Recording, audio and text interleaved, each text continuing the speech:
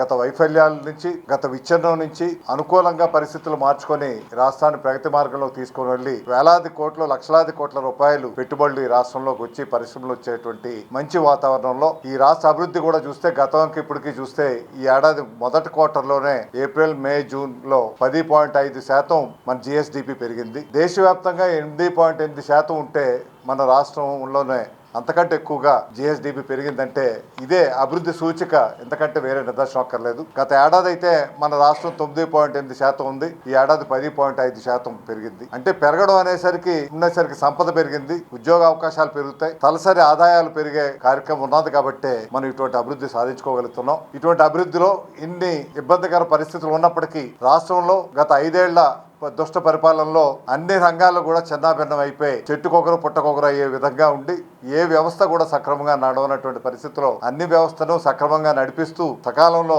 1వ తారీఖులా పెన్షన్ ఇస్తూ, అదే విధంగా ఏవైతే ఎన్నికల ముందు వాగ్దానాలు చేశామో ఆ వాగ్దానాలన్నీ కూడా నిలబెట్టుకునే విధంగా ఒక పెన్షన్ ఇవ్వడమే కాదు, అదే విధంగా తల్లికి వందనం అని చెప్పి సుమారు 67 లక్షల మంది పిల్లలకు మీకు ఫీ రియంబర్స్మెంట్ జమ చేసే కార్యక్రమం కూడా జరిగింది.